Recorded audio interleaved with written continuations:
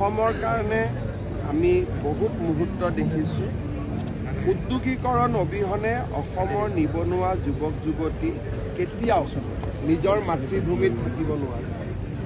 মই যেতিয়া বেংগলোৰত যাওঁ, কৰ্ণাটকত যাওঁ, চেন্নাইত যাওঁ, 7-7 হাজাৰ টকা দৰমহাত অসমৰ যুৱক যুৱতীয়ে কাম কৰি থকা, তেওঁলোকে নিজে দুবেলা দুমুঠি ভাল কৰি নাখায়, ঘৰত মাক বাপেকলৈকে পইচা পঠোৱা। এই দৃশ্যবোৰে আমাক এটাই কথা সোঁৱৰাই দিয়ে যে জাতিটোৰ কাৰণে আমি যদি কিবা এটা কৰিব লাগে, তেতিয়াহ'লে অসমত উদ্যোগীকৰণৰ বাতাবৰণ এটা নিৰ্মাণ কৰিব লাগিব। এটা কাৰ্যকালৰ ভিতৰতে আন্দোলন কমাই পেলাওক, বন্ধ কমাই পেলাওক, উগ্ৰপন্থাত বিশ্বাস কৰা লোকসকললৈ ঘৰলৈ উভতাই আনক, আৰু সেই এটা কাৰ্যকালৰ ভিতৰতে সকলো ঘটনাক অতীত বুলি মানুহৰ মাজত এটা ধাৰণাৰ সৃষ্টি কৰি উদ্যোগীকৰণৰ পৰিৱেশ এটাও নিৰ্মাণ কৰা। অসম্ভৱ আছিলে যে 3.5 বছৰত ইমানবিলাক কৰা সম্ভৱ নাছিল, কিন্তু নৰেন্দ্ৰ মোদী ডাঙৰীয়াৰ প্ৰেৰণা আৰু অসমবাসীৰ আশীৰ্বাদত আজি আমি এটা এনেকুৱা মুহূৰ্তত উপস্থিত হ'লোঁ যে ইয়াৰ পৰা অসমে নতুন দিনলৈ যাত্ৰা আৰম্ভ কৰিব পাৰে।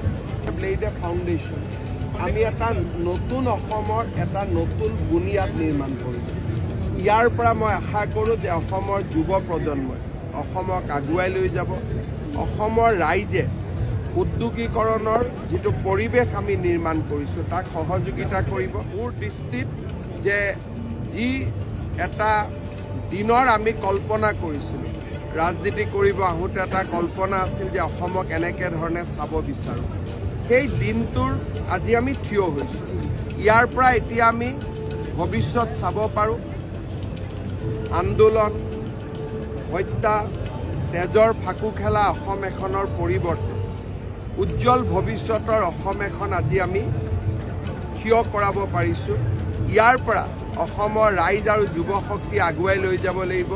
অসমখনক আমি 47 চনৰ আগত যেনেকুৱা সম্পদপূৰ্ণ অসম আছিল, সমৃদ্ধিপূৰ্ণ অসম আছিল, তালৈকে আমি লৈ যাব পাৰিছোঁ। যেতিয়া ভাৰতৰ ভিতৰত একমাত্ৰ ইণ্ডাষ্ট্ৰিয়েল ষ্টেট অসম আছিল, আজি সেই সমৃদ্ধিৰ অসমখনৰ এতিয়া আমি বহুত দূৰত নহয়। ইয়াৰ পৰা যদি আমি একেলগে কাম কৰোঁ, বহুত হ'ব। এই বছৰটোত আমাৰ বহুতকেইটা কাম হ'ব। জাগিৰোডত ছেমি কণ্ডাক্টৰে প্ৰডাকশ্যন কৰিব। 1700 ছোৱালী বেংগলোৰত ট্ৰেইনিং লৈ আছে, অসমীয়া ছোৱালী, তেওঁলোক উভতি আহিব, তেওঁলোকে চিপছ বনাব। এই বছৰত প্ৰথমবাৰৰ বাবে পেপচিৰ আলুৱে অসমত চিপছ হ'বগৈ। এই বছৰত ফেক্টৰী ইনগ্ৰেশ্যন হ'ব। এই বছৰত ইণ্ডিয়াৰ 5th লাৰ্জেষ্ট এয়াৰপৰ্ট হিচাপে গুৱাহাটী এয়াৰপৰ্টে আত্মপ্ৰকাশ কৰিব। গুৱাহাটী উত্তৰ গুৱাহাটীৰ মাজত এই বছৰতে দলং হ'ব। এই বছৰতে নুমলীগড়ত বায়' ৰিফাইনেৰী হ'ব। এই বছৰতে নামৰূপত ইউৰিয়া কাৰখানাৰ কাম আৰম্ভ হ'ব।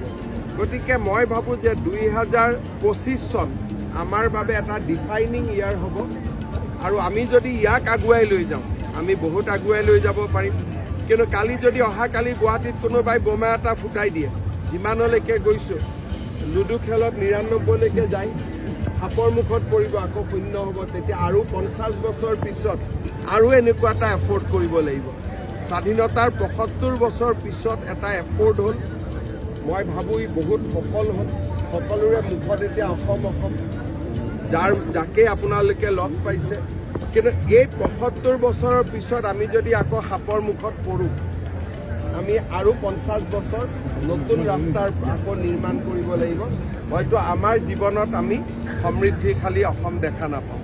গতিকে আমাৰ লক্ষ্য হ'ব লাগে যে 99 যেনেকৈ সাপৰ মুখত পৰে, আমি যাতে সাপৰ মুখত নপৰাকৈ এশত গৈ থিয় হ'ব।